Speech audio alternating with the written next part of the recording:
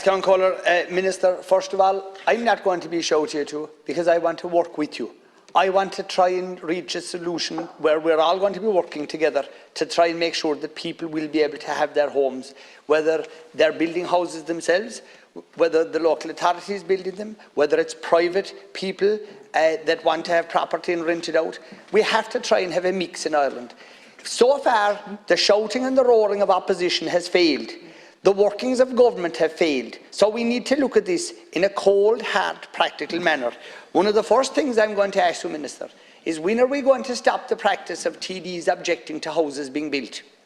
Because it doesn't make sense for TDs on one hand to be saying we want houses and then the same TDs to be objecting to houses. That to me is a total opposite of what should be happening. And it has to be called out for what it is. And there's a lot of people looking at it and saying, why are TDs objecting to houses? That's one issue. The other issue is, in County Kerry, I want to talk to you about, for example, TII, and the way they're interfering, meddling, and sticking their nose into our business when young people want to apply for planning permission. There are farmers, because it is where their farm is located. It is on the side of, for example, the Ring of Kerry Road. And the only entrance that they can have is onto the Ring of Kerry Road or maybe a road off of it. And when that young person, that young boy or girl, who's getting up in the morning and going to work, they might be farming or they might be part-time farming, but they're not looking for you to do anything for them, Minister. What they want to do is get a piece of paper with planning permission granted written on it. That's all they want from the state. But what they're getting is TII sticking their big, horrible nose into their business. And it's not your fault, but I'm asking you to talk to the Minister for Transport who doesn't like houses, who doesn't like cars, who doesn't like anything. I'd say at this stage he doesn't like himself. I'd ask you that TII will have to be hauled in and told to stop writing their dirty, horrible observations, as they call them, which is an outright objection.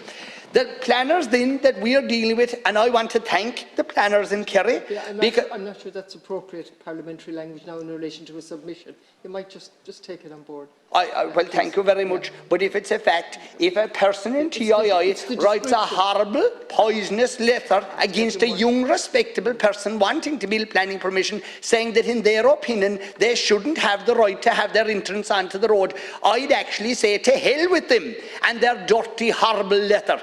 And I'd ask them to do something more important, like build bloody roads and build bypasses and keep our roads and modernise our road networks and give up sticking their noses into planning permission. I want to talk about rural cabins being built, whether they're timber cabins, whether they're log cabins, all the different types of other building methods. We have to be more open to that. Our local authorities have to be given direction that in our county development plans we should be more open to accepting that. It happens in other countries. We have to realise that there is a housing crisis, and we can't be living in this idyllic world that, oh, everything has to be as it was before. If people can put another building at the back of a building, for example, and if a young couple can live in that and get a start in life, what in the name of God is wrong with that? If there's a garage that can be converted, it should be encouraged, not dissuaded. Obstacles shouldn't be put in their ways.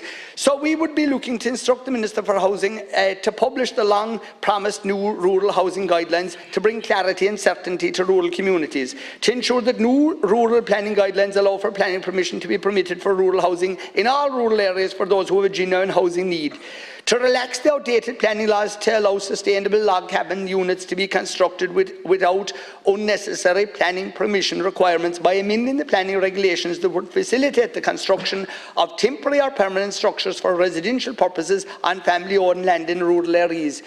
To extend the Help to Buy scheme to incorporate first-time buyers who wish to buy a second-hand house or apartment, to introduce a new 20,000 grant aid package for anyone who wishes to build a permanent one-off house on their own lands, to amend the Creed Cúnaithe grant to allow properties forget about this thing of 2 years. Like, are you trying to stop the houses being vacant for 2 years? Are you trying to stop people who are applying for the grant? He made 3 messes already with that grant. I welcomed the grant when you announced it, but why in the name of God did he make a mess of it? And why? How can I prove he made a mess of it? Because you're after amending it twice already, and the amendments he made 10 days ago, he still haven't sent the clarity about that to the local authorities. Why? Do you want to keep it a secret? That's a great scheme, Minister. But can I ask you here today, why in the name of God, if you will ring any local authority in Ireland and if you say, what directive have you got from the Department of Housing? They'll say, the Minister hasn't sent us any directive yet. So they don't know. For example, if a person gets that grant, and if they go renting the house, how long do they have to rent it for? Can the house actually be sold after being the grant got for it and the house brought back into use? Can it be sold? There's no clarity. The application form, they don't have the application forms yet. We have the old application forms from pre-10 days ago, but we don't have the new ones. And we're being told that in certain cases, new ones are required. Like, are you keeping it a secret or what? And then, Bord Pleanála. I have this to say about Bord Pleanála. We need a robust, independent Bord Pleanála that commands confidence. The Bord Pleanála that's there today doesn't command confidence because they're up to their neck in rubbish where they've got reports from their own inspectors and they didn't abide by their own reports. Thank you, Deputy. I rarely interfere in a debate, and the robustness of a debate is very important. But the descriptions attached to a certain agency that puts in submissions is not okay. But what did I say wrong? I know, I'm not going into it. I'm just. Nobody could tell me what I said wrong. I'm not repeating. You can look. I said they were horrible. I asked you to reflect. And that they were sticking their noses into other people's business. I stand over that. You said a lot more than that. Just to reflect. I said they were horrible. I know. And I said they had a poison pin. I am not allowing you to repeat. My late father always said, you can say whatever you like if you're telling the truth. And TII are sticking their dirty noses into our business. Can you resume your seat? I will. Thank you.